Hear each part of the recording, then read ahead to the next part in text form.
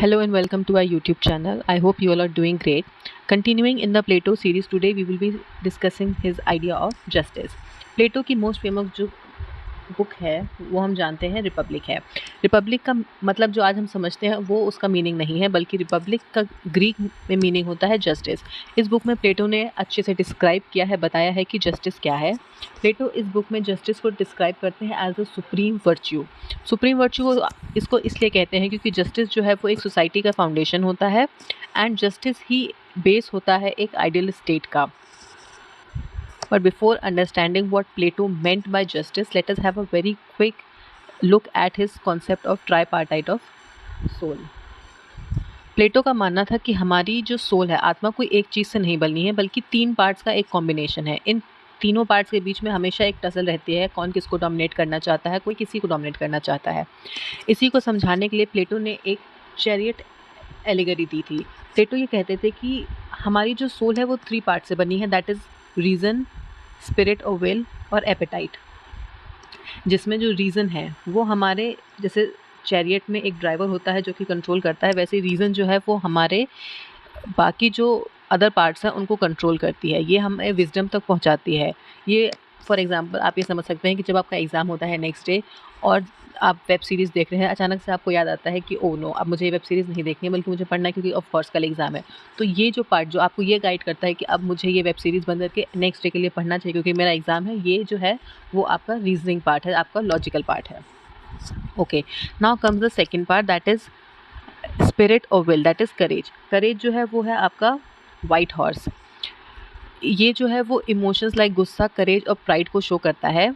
And ये जो है वो आप ऐसे समझ सकते हैं इसको, फॉर एग्जांपल अगर आपको कोई बोले कि तुम तो ये काम नहीं कर पाओगे, ऑब्वियसली तुम्हारे बस की बात नहीं है, तो जो आपको एक गुस्सा, एक ये फील होता है, एक अंदर से जो फायर रेज फील होती है कि नहीं अब तो मैं करके दिखाऊंगा, that is the white horse, that is the spirit, that is the will. And appetite is जो बेसिक डिज़ायर्स हैं, फूड, कार्नल डिज़ायर्स, और जो आपको तुरंत चाहिए वो होती हैं आपकी एपेटाइट को, और ये जो है वो बताते हैं उसको ब्लैक हॉर्स से। जो एपेटाइट पार्ट है, फॉर एग्जांपल आप इसको समझ सकते हैं, जब रात को 2 बजे आपको क्रेविंग होती है और आप एक डाइट पे होते हैं, लेकिन आप उस क्रेविंग में गिव इन करके बर्गर खा लेते हैं, that is the apatite part.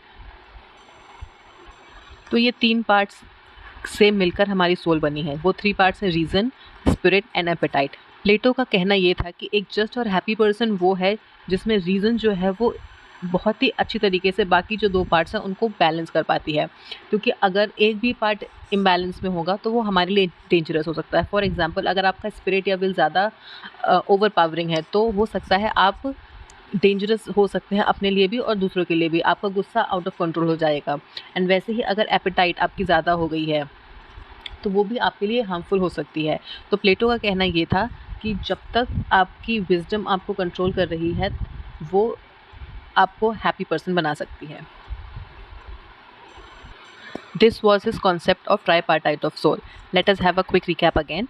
Tripartite of soul में प्लेटो ये कहते हैं कि हमारी जो सोल है वो एक किसी सिंगल ऑब्जेक्ट नहीं है, बल्कि एक कॉम्बिनेशन है थ्री डिफरेंट थिंग्स का, जो कि थ्री डिफरेंट पार्ट्स का, जो कि होता है reason, spirit and appetite. Where reason जो है वो हमारी विजडम को शो करता है, appetite shows our courage, anger, and whereas appetite shows our desires, the instant gratification, जो हमें कुछ भी चीज़ जब तुरंत चाहिए होती है वो एपेटाइट को दिखाती है, और स्पिरिट जो है वो हमारी ग्लोरी, रिकॉग्निशन, एम्बिशन, करेज, इनको शो करता है। और प्लेटो कहते हैं कि एक हैप्पी इंसान या फिर हैप्पीनेस हमें तभी मिल सकती है जब जो विजडम है वो बाकी जो पार्ट्स को, जो रीजनिंग का पार्ट है वो जो बाकी दो पार्ट्स को कंट्रोल में रखता है।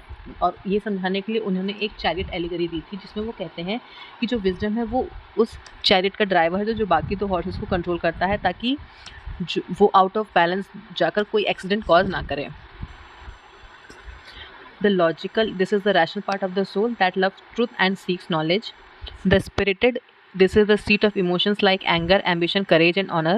And the appetite, this is the largest part of the soul representing base desires such as hunger, thirst, carnal urges. It seeks material wealth and physical gratification. This is the tripartite of soul. Now moving ahead, we will see how Plato reach the idea of justice. Plato अपने idea of justice को पहुंचने से पहले सबसे पहले वो क्या करते हैं, वो बाकी लोगों के व्यूज़ जानते हैं। जो एग्जिस्टिंग व्यूज़ हैं उसको जानकर उसको काउंटर आर्ग्यू करके प्लेटो अपने जस्टिस के व्यू को देते हैं। इस प्रोसेस को जब वो किसी से जाके डिस्कस करते हैं, उनकी व्यूज़ को जाके एक डिस्कशन में जब वो जस्टिस को डिफाइन करते हैं, उसी व्यू को डायलेक्टिक मेथड कहते हैं।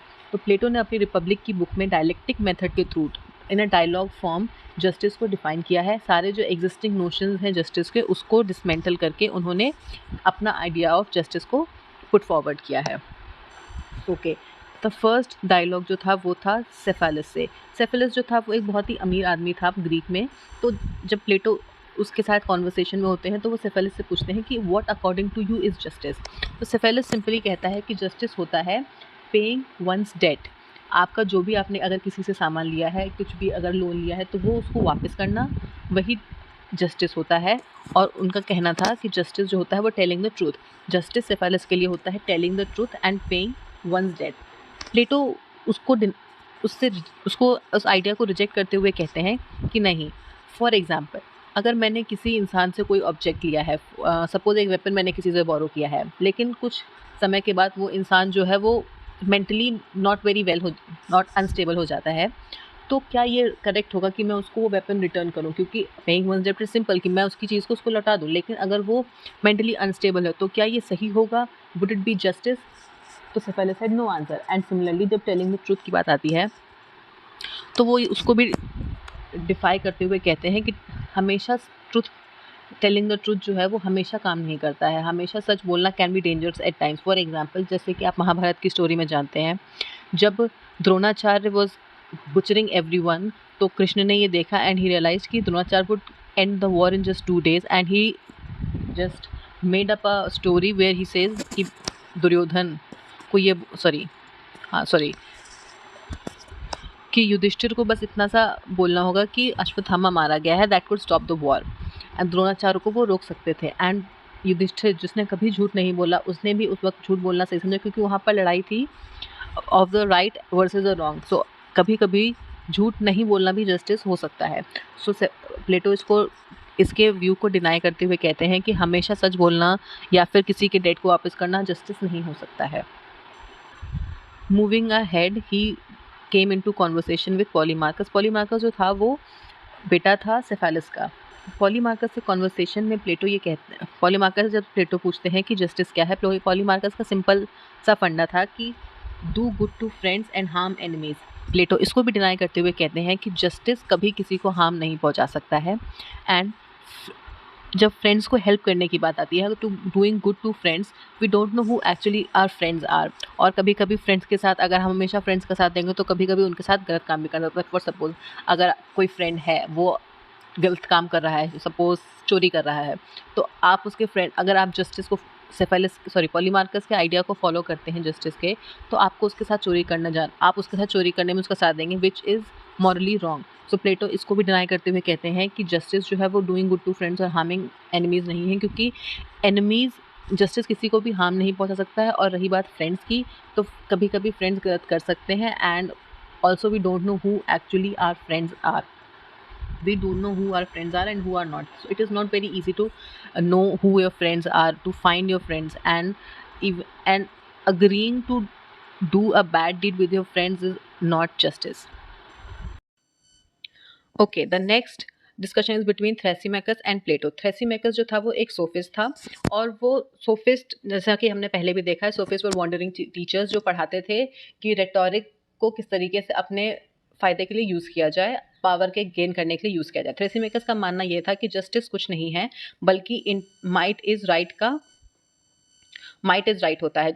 उनके हिसाब से न्याय वो है जो ताकतवर लोग चाहते हैं अपने फ़ायदे के लिए। अगर किसी भी स्ट्रॉन्ग पर्सन के लिए कुछ प्रॉफिट है तो वो उसको लीगल और जस्ट बना देंगे, और वीक जो है वो सिर्फ और सिर्फ उसको ओबे करते हैं, क्योंकि उनके पास कोई और ऑप्शन नहीं होता। और थ्रेसिमेकस का मानना ये भी था कि अनजस्ट रहने में ज़्यादा फ़ायदा है, ना कि जस्टिस में। और उनका ये मानना था कि रूल्स और रेगुलेशंस को तभी फॉलो किया जाए, लॉ तभी फॉलो किया जाए जब नेसेसरी हो, और अगर नहीं नेसेसरी है तो आप उसको अवॉइड कर सकते हैं।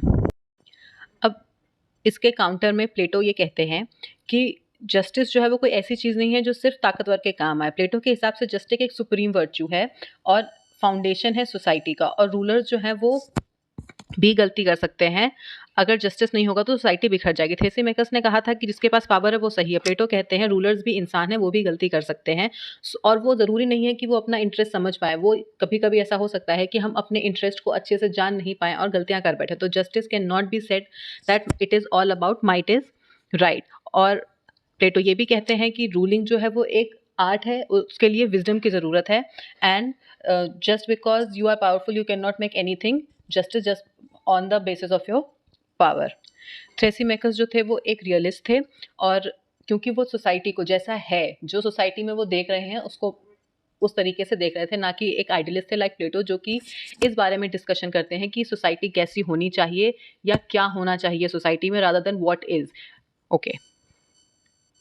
फर्दर देयर आर आर्ग्यूमेंट्स जहाँ पर एडिमेंटस कहते हैं कि जस्टिस आर्टिफिशियल है और based on custom and conventions है, और ग्लॉकॉन एग्री करते हैं कि it is best to be unjust because it bring more benefits. Plato इनको भी रिफ्यूट करते हुए ये बताते हैं कि जस्टिस जो है वो नेचुरल है एंड यूनिवर्सल है और सबके इंटरेस्ट में होता है, किसी एक को सर्व करने के लिए जस्टिस नहीं बना होता है।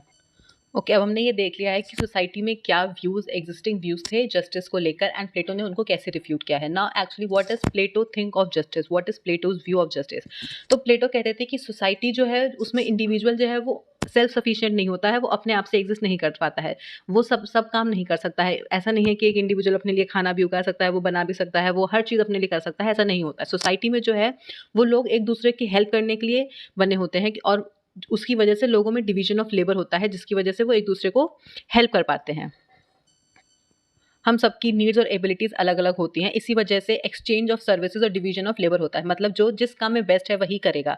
इससे सोसाइटी में harmony, cooperation and social benefit होता है। टू की आइडियाज़ जो प्लेटो ने दिए थे वो ये थे कि हर इंसान एक फंक्शनल यूनिट है सोसाइटी का। अगर आपका काम पढ़ना है तो वही आपकी ड्यूटी है और वही आपका राइट है। प्लेटो का सिंपल लॉजिक है, अपना काम करो और दूसरे के काम में इंटरफेयर नहीं करना चाहिए, और सोसाइटी में हार्मनी होनी चाहिए जहाँ पर सब अपनी कैपेबिलिटी के अकॉर्डिंग सोसाइटी में कंट्रीब्यूट करते हैं। वो फर्दर एक्सप्लेन करते हैं कि सोसाइटी के 3 मेन फंक्शंस होते हैं, which is ruling, defence and production. And जैसे कि हमारे सोल के 3 पार्ट्स होते हैं, reason, spirit and appetite. Justice is the virtue that balances all these 3। Now let us talk about justice as individual. हमने पिछली स्लाइड में देखा कि सोसाइटी के लिए जस्टिस क्या है और प्लेटो क्या कहते हैं। अब आते हैं सबसे इंपॉर्टेंट पॉइंट पर, एक इंसान जस्ट कब बनता है। प्लेटो कहते हैं कि अगर आपको सोसाइटी में जस्टिस चाहिए तो पहले अपने अंदर जस्टिस लाना चाहिए, क्योंकि आप उस सोसाइटी का एक पार्ट है। प्लेटो का सिंपल फंडा था, हर इंसान एक खास टैलेंट या हर इंसान के पास एक नेचुरल एप्टीट्यूड होता है, उसकी अपनी कैपेबिलिटीज़ होती हैं जिसके साथ वो बॉर्न होता है। जस्टिस तब होता है जब आप वही काम करो जिसके लिए आप बने हुए हो, और अगर आप एक बॉर्न आर्टिस्ट हो और आप ज़बरदस्ती बैंकिंग कर रहे हो तो आप कभी भी एक्सीलेंट नहीं बन पाओगे, आप एक जस्ट सिटीजन नहीं बन पाओगे। प्लेटो कहते हैं कि उन्होंने जैसे कि tripartite of soul दिया था, जिसमें उन्होंने बताया था कि जो सोल है वो 3 पार्ट से बनी हुई है, जो कि एक ह्यूमन के अंदर है। तो प्लेटो कहते हैं कि जब एक इंसान जस्ट तब होगा जब रीजन सबसे ऊपर हो और वो बाकी सारे जो उसके पार्ट्स हैं उसको अच्छी तरीके से गाइड करके एक बैलेंस बना के रखे, ना कि कोई भी किसी भी पार्ट को आउट ऑफ बैलेंस ना जाने दे, तो एक इंडिविजुअल जस्ट इंडिविजुअल कहलाएगा। ओके, अब हमने देख लिया है कि एक इंडिविजुअल में जस्टिस क्या होता है, सोल के जो पार्ट्स है वो उसको जस्टिस कैसे कंट्रोल करते हैं। Now let us see what is justice in state. जैसे हमारी सोल के 3 पार्ट्स होते हैं, वैसे ही प्लेटो ने सोसाइटी को 3 क्लासेस में डिवाइड किया था, the ruling class, the military class and the production class. और उनके अकॉर्डिंग जस्टिस वो है जब कोई भी क्लास किसी और की काम में इंटरफेयर ना करे, दैट इज जो डिफरेंट क्लासेस हैं, अगर एक रूलिंग क्लास है तो उसका काम सिर्फ और सिर्फ रूलिंग होना चाहिए, उसको मिलिट्री या प्रोडक्शन के वर्क में इंटरफेयर नहीं करना चाहिए। ऐसे ही बाकी क्लासेस अगर जो डिफरेंट अदर क्लासेस है उनमें इंटरफेयर नहीं करेगी तो ही वो एक जस्ट स्टेट कहलाएगा। What he said was 1 class 1 duty 1 work, this was justice in the state. Now let us see what Plato's theory of justice is actually is. What is the essence of Plato's theory of justice? Plato's theory of justice is all about righteousness. जो हम सही काम कर रहे हैं, जो अगर हम morally right हैं, कोई काम हम सही तरीके से कर रहे हैं, वही प्लेटो की थ्योरी में जस्टिस होता है। It is about performance of duty. अगर हम अपना काम सही तरीके से कर रहे हैं, एक बैलेंस अपने जिस काम में हम बेस्ट हैं उसी को कर रहे हैं, तो वो जस्टिस है। और it is more about performance of duties other than enjoyment of rights. It is social morality. हमें सोसाइटी की तरफ ऑब्लिगेशन जो है वो पूरा करना चाहिए, तो ही जस्टिस सोसाइटी में आ पाएगा। और सिंस इंडिविजुअल जो है वो सोसाइटी का एक पार्ट है, तो अगर इंडिविजुअल जस्ट है तो सोसाइटी भी जस्ट होगी। That is what he meant when he said that justice is state, sorry, that is why he said state is individual writ large. For him, justice means specialization and excellence and non-interference in other things. Simple. उनका मतलब था specialization, excellence and non-interference. That was Plato's theory of justice. However, his theory was not left without any criticism. His theory of justice was also criticized on many grounds. It is criticized on the ground that it promoted an elitist and meritocratic society जहाँ पर ruler supreme है और वही सब कुछ control कर रहे हैं, क्योंकि जो रूलर है उनका काम रूल करना है और बाकी कोई उसमें इंटरफेयर नहीं कर सकता है। तो वो एक एलिटिस्ट सोसाइटी की फॉर्मेशन बताते हैं। और वो ये भी कहते हैं, क्रिटिक्स ये भी कहते हैं कि इससे एक स्टेटस को बन रहा है। यहाँ पर अगर कोई किसी और स्किल में बेटर है, लेकिन अगर वो कोई और काम करना चाह रहा है, वो सीखना चाह रहा है, सीखने में इंटरेस्ट रखता है और वो बेटर कर सकता है, लेकिन सिंस उसको उस क्लास में या उसके एप्टीट्यूड में बांध दिया गया है, तो वो कोई और काम करने, उस मोबिलिटी को कैंसिल कर रहा है। तो ये जो चीज़ थी उस पर उसको क्रिटिसाइज किया गया था।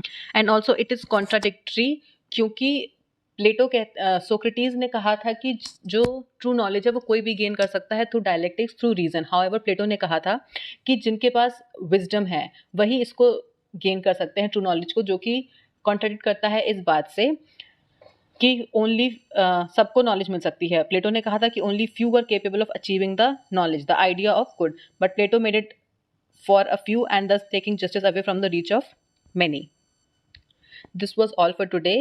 आई होप आपको एक टॉपिक समझ में आया होगा। आपके जो भी डाउट्स हैं आप कमेंट्स में ड्रॉप इन कर सकते हैं। Do not forget to like and subscribe to the channel for more such videos. We will be continuing with the Plato series. When it ends, we will further move on to other political thinkers. I hope you are liking it. Do not forget to like, share, and even subscribe, and drop your comments on how you like this chapter. Thank you very much. Bye bye.